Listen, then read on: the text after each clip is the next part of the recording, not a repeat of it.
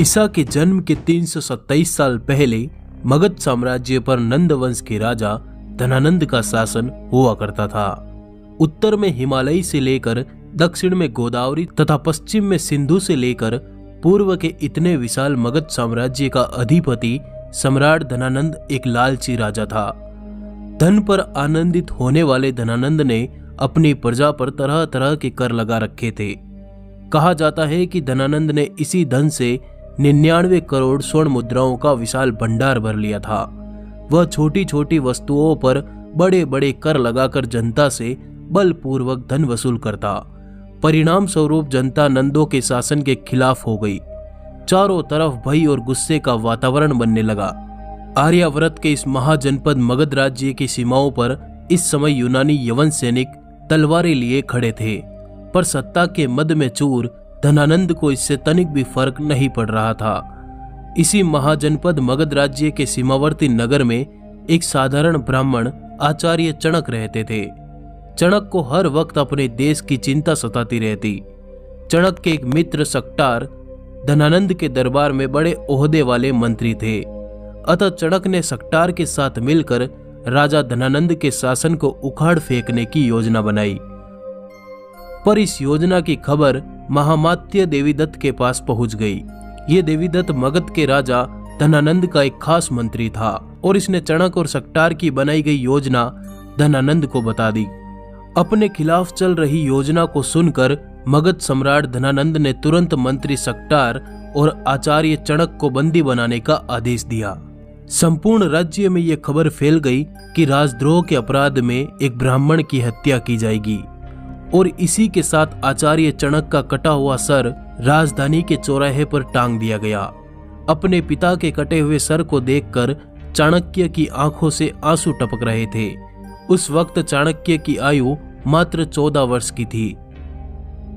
रात के अंधेरे में चाणक्य ने राजधानी के खंभे पर लटके अपने पिता के सर को नीचे उतारा और एक कपड़े में लपेटा। पुत्र चाणक्य ने अकेले अपने पिता का दाह संस्कार किया। तब कौटिल्य ने गंगा का जल हाथ में लेकर शपथ ली कि हे मां गंगे, जब तक हत्यारे धनानंद से अपने पिता की हत्या का प्रतिशोध नहीं लूंगा तब तक पकाई हुई कोई भी वस्तु नहीं खाऊंगा।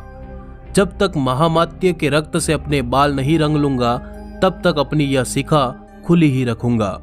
मेरे पिता का तर्पण तभी पूर्ण होगा जब तक कि हत्यारे धनानंद का रक्त पिता की राख पर नहीं चढ़ेगा। हे यमराज, धनानंद का नाम तुम अपने लेखे से काट दो, क्योंकि उसकी मृत्यु का लेख अब मैं खुद ही लिखूंगा।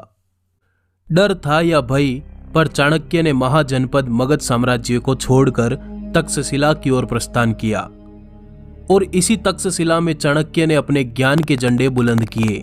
इसी ज्ञान के दम पर चाणक्य तक्षशिला के महाआचार्य बन चुके थे।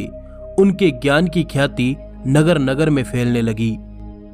पर चाणक्य की निगाहें तो मात्र एक वीर को खोज रही थी, एक ऐसे वीर को जो मगध के साम्राज्य की नींव हिलाकर रख दे, एक ऐसा महावीर जो सम्राट धनानंद को मारकर मगध साम्राज्य का महाराजाधिराज बनकर चाणक्य के सपनों को हकीकत में बदलने की कुव्वत रखता हो। और इन्हीं दिनों चाणक्य अपने आश्रम से जंगल के रास्ते तक्षशिला विश्वविद्यालय जा रहे थे। तभी जंगल में कुछ बच्चे राजा प्रजा का खेल खेल रहे थे। चाणक्य की निगाहें उस राजा बने बच्चे पर जाकर रुक गई। चाणक्य को जिज्ञासा हुई ये जानने की कि ये खुले विचार, ऊंची प्रतिभा और महान कदकाठी का ये महावीर आखिर है कौन। चाणक्य उस बच्चे की ओर बढ़ ही रहे थे कि तभी जंगल में एक चीता आ धमका। चीते को देख सारे के सारे बच्चे भाग गए, पर वो राजा बना हुआ वीर बालक झट से अपनी तलवार निकाल चाणक्य और बाघ के सामने दीवार बनकर खड़ा हो गया। चीते के चाणक्य तक पहुंचने से पहले ही वह वीर चीते से भिड़ गया और उसने चीते को धराशायी कर दिया। इस वीर की वीरता से चाणक्य अत्यंत प्रसन्न हुए। चाणक्य ने वीर से पूछा, तुम इतने वीर और साहसी कैसे बने? वीर का जवाब था, मैं राजा बना था। राजा का काम अपनी प्रजा की रक्षा करना होता है, इसलिए मैं अकेला ही लड़ा।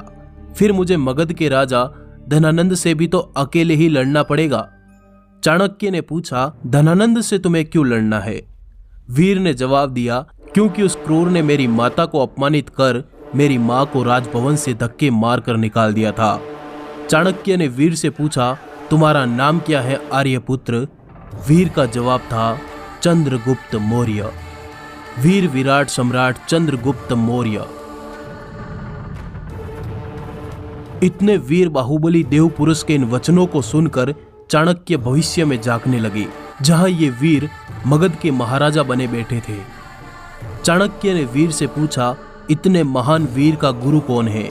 वीर का जवाब था, मेरा कोई गुरु नहीं है। तब चाणक्य ने वीर से कहा, मैं भी धनानंद से अपने पिता की मौत का बदला चाहता हूं और तुम अपनी माता के अपमान का। क्यों न ये दोनों नदियां मिलकर एक समुद्र का रूप धारण कर ले। आज से तक्षशिला का ये महाआचार्य चाणक्य तुम्हारा गुरु होगा। वीर चंद्रगुप्त ने चाणक्य को अपना गुरु स्वीकार करते हुए गुरु को प्रणाम किया और इसी के बाद चाणक्य बालक चंद्रगुप्त को किसी अज्ञात स्थान पर ले गई। धनानंद साम्राज्य से टक्कर लेना कोई आसान खेल नहीं था। देवगुप्त और कात्यायन जैसे कुटिल नीतिज्ञ उसके खास मंत्री थे और राजा धनानंद क्रूर जरूर था, लेकिन एक ताकतवर योद्धा था, जिसने सिकंदर जैसे योद्धा को भी व्यास सतलुज के मैदानों से वापस रवाना कर दिया था। कोई भी शासक धनानंद से टकराने का साहस नहीं करता था, क्योंकि उसके पास सेना में 2 लाख की पैदल सेना, 20,000 घुड़ सेना, 2,000 रथ और 3,000 हाथियों की एक महासेना थी। ऐसे में धनानंद के शासन को उखाड़ फेंकने का साहस आखिर कौन कर सकता था? इसके लिए कठिन तैयारी, सैन्य शक्ति और जन समर्थन की आवश्यकता थी और चाणक्य इस बात को भले प्रकार से जानते थे। बालक चंद्रगुप्त को सबसे पहले शास्त्रों की शिक्षा दी गई, इसके बाद अस्त्र शस्त्र की शिक्षा दी गई और अंत में चंद्रगुप्त को राजनीति और गोपनीयता का पाठ पढ़ाया गया। बालक चंद्रगुप्त हर कड़ी परीक्षा में पास हुआ। चंद्रगुप्त रात दिन शस्त्र शास्त्र का अभ्यास करते रहते। वे दिन रात नींद आदि को तो भूल ही चुके थे। अपने कठिन परिश्रम की आग में तपकर चंद्रगुप्त सोना बन रहा था। चाणक्य भी वीर के इस साहस को देखते रह जाते। लगभग कुछ सालों में बालक चंद्रगुप्त एक महायोद्धा बन चुके थे। अब चंद्रगुप्त की परीक्षा का दिन आया। चाणक्य ने चंद्रगुप्त से कहा, जाओ फिर से उसी जंगल में जाओ जहां से तुम आए थे। जंगल में रहने वाली जातियों और जनजातियों के लोगों को इकट्ठा करो और उनमें से योद्धाओं को चुनो और एक राष्ट्रीय सेना का निर्माण करो। आदिवासियों में जन चेतना जागृत करो, उनको संगठित करो, लेकिन ध्यान रहे यह कार्य बहुत ही गुप्त तरीके से करना है। जब यह कार्य संपन्न हो जाए तब तुम मेरे पास वापस आ जाना। चाणक्य को प्रणाम करते हुए चंद्रगुप्त ने कहा, जो आज्ञा गुरुदेव। और चंद्रगुप्त ने अपने तीर कमान उठाए, तलवार को अपनी कमर में खोसा और घोड़े पर सवार होकर फिर से उसी जंगल की ओर चल दिए। अब वे बालक नहीं बल्कि एक युवा योद्धा चंद्रगुप्त महान बन चुके थे। इस वीडियो के अगले भाग में हमारे साथ जुड़े रहिए। देखिए किस प्रकार चंद्रगुप्त मौर्य ने धनानंद के साम्राज्य को जड़ से उखाड़ दिया। अगर ये वीडियो आपको पसंद आया तो इस वीडियो को लाइक जरूर करें। धन्यवाद, जुड़े रहिए।